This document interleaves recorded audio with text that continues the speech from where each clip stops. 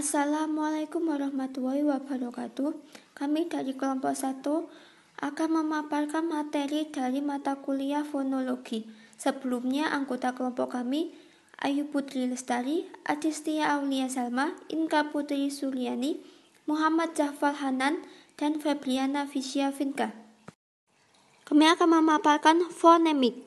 Sebelumnya kita akan memahami dulu tentang pengertian fonemik. Di sini ada dua pengertian. Menurut Verhaar, fonemik adalah bidang khusus dalam linguistik yang mengamati bunyi-bunyi suatu bahasa tertentu, menurut fungsinya untuk membedakan leksikal dalam bahasa. Sedangkan menurut Harimurti Kidalaksana, fonemik adalah menyelidiki mengenai sistem fonem dan prosedur untuk menentukan fonem suatu bahasa. Fonemik dan fonetik yang mempunyai perbedaan dan persamaan. Perbedaannya, fonetik menyelidiki bunyi-bunyi bahasa dari aspek hakikatnya, sedangkan fonemik menyelidiki bunyi-bunyi bahasa dari aspek fungsinya sebagai pembeda arti. Kemudian persamaan, fonetik dan fonemik merupakan cabang ilmu bunyi, dan objek yang menyelidiki fonetik dan fonemik adalah bunyi bahasa. Artian yang lebih luas tentang fonetik itu adalah ilmu yang mempelajari produksi bunyi bahasa. Ilmu ini berangkat dari teori fisika dasar yang mendeskripsikan bahwa bunyi pada hakikatnya adalah gejala yang timbul akibat adanya bunyi yang bergetar dan menggetarkan udara di sekelilingnya. Fonetik bertugas mendeskripsikan bunyi-bunyi bahasa yang terdapat di dalam suatu bahasa. Salah satu contoh konkretnya adalah identifikasi bunyi-bunyi kontoid dan vokoid dalam suatu bahasa.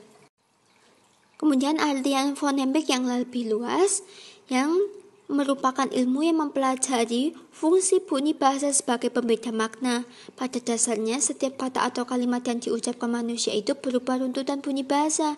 Pengubahan suatu bunyi dalam deretan itu dapat mengakibatkan perubahan makna. Perubahan yang dimaksud bisa berganti makna atau kehilangan makna. Sebagai contoh dalam kata malu, M-A-L-U, dan kata palu, P-A-L-U, memiliki konsonan M yang menjadi awal suku kata pertama, kata malu, dan konsonan P sebagai awal suku kata pertama dari kata palu. Posisi atau urutan bunyi itu sama, namun perbedaan bunyi M dan P pada posisi urutan sama dapat mengubah makna kata, dan inilah yang dikaji dalam fonemik. Selanjutnya ada fonem dan grafem. Jika dua bunyi bahasa secara fonetik mirip tetapi tidak membedakan arti, maka kedua bunyi itu disebut alofon dari satu fonem yang sama. Dengan demikian, jika P pada kata siap yang dilafalkan dengan merenggangkan kedua bibir kita atau tetap mengatupkan kedua bibir itu, tidak akan ada perbedaan arti yang ditimbulkan olehnya. Fonem harus dibedakan dari grafem. Fonem merujuk ke bunyi bahasa, sedangkan grafem adalah pelambang fonem yang berbentuk huruf.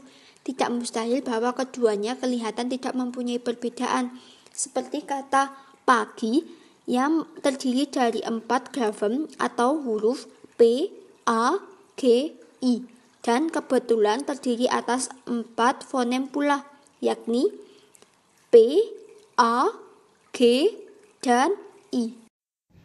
Cara menemukan fonemik. Perbedaan bunyi dengan mencari pasangan minimalnya. Fonem yakni bunyi bahasa yang dapat berfungsi membedakan makna kata. Untuk mengetahui apakah sebuah bunyi fonem atau bukan, kita harus mencari sebuah satuan bahasa, biasanya sebuah kata yang mengandung bunyi tersebut, lalu membandingkannya dengan satuan bahasa yang mirip dengan satuan bahasa pertama. Kalau ternyata kedua satuan bahasa itu berbeda maknanya, maka berarti bunyi tersebut adalah sebuah fonem, karena dia bisa berfungsi membedakan makna kedua satuan bahasa itu. Misalnya dalam kata bahasa Indonesia, laba-raba, kedua kata itu mirip benar, masing-masing terdiri dari 4 buah bunyi. Yang pertama mempunyai bunyi LABA dan yang kedua mempunyai bunyi RA, B, dan A. Jika kita bandingkan laba, raba, ternyata perbedaannya hanya pada bunyi yang pertama, yaitu bunyi L dan R.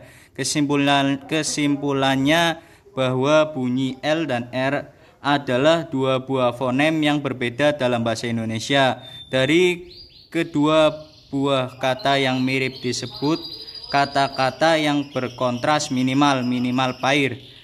Jadi untuk membuktikan sebuah fonem atau bukan harus mencari pasangan minimalnya menggunakan atau memperhatikan distribusi. Yang pertama distribusi komplementer, yang kedua distribusi bebas.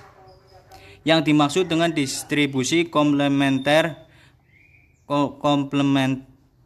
adalah distribusi yang tempatnya tidak bisa dipertukarkan, juga tidak akan menimbulkan perbedaan makna. Sifatnya tetap pada lingkungan tertentu. Contoh fonem P dalam bahasa Inggris ada space yang beraspirasi, space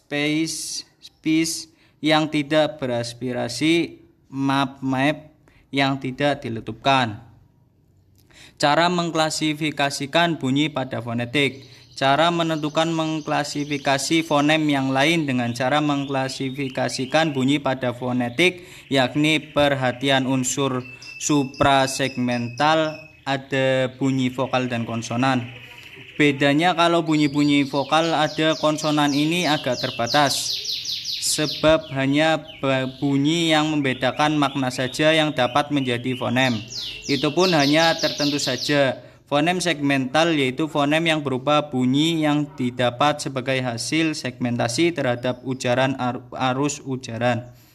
Fonem suprasegmental yaitu fonem yang berupa unsur-unsur suprasegmental atau fonem non-segmental. Jadi pada fonemik ciri prosodi seperti yang pertama tekanan, durasi, nada bersifat fungsional atau dapat membedakan. Cara menentukan fonem menurut buku analisis bahasa atau fonologi.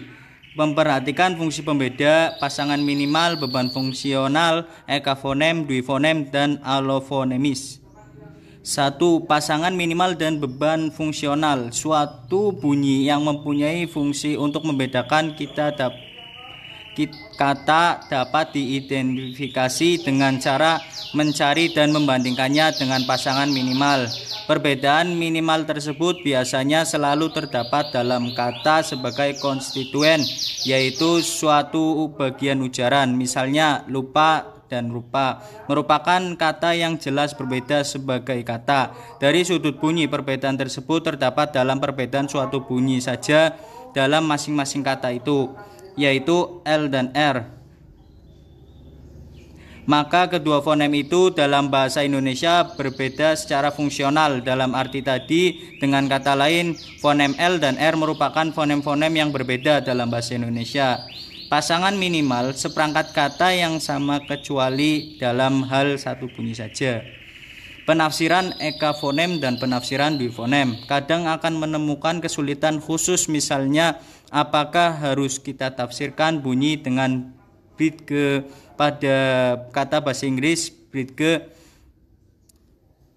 sebagai satu fonem afrikat atau dua fonem masing-masing letupan dan frikatif. Kedua macam penafsiran dalam fonologi masing-masing disebut penafsiran ekafonem monophonemic interpretation dan penafsiran duifonem binometric interpretation. Jika kita andaikan bunyi D harus ditafsirkan sebagai satu fonem, sebaliknya bila penafsiran ekafonem diberikan kepada DJ ada lagi dengan TF yang menarik perhatian.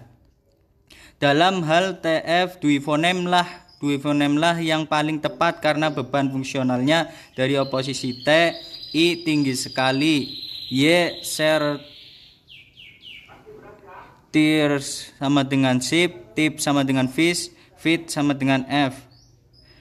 Tersendiri juga amat sering kita jumpai bila TF harus ditafsirkan sebagai dua fonem. Dengan memperhatikan variasi alotonemis, alofon adalah wujud sama seperti variasi bunyi. Contoh bunyi I mempunyai variasi I dan L, alofon variasi fonem. Fonem merupakan suatu wujud yang agak abstrak karena secara konkret kita selalu mengucapkan salah satu anggota dari fonem yang bersangkutan. Kedua, kemudian tadi tidak menghabiskan semua variasi di antara anggota tadi. Misal pada kata butter, bunyi T itu diucapkan dengan letupan samping.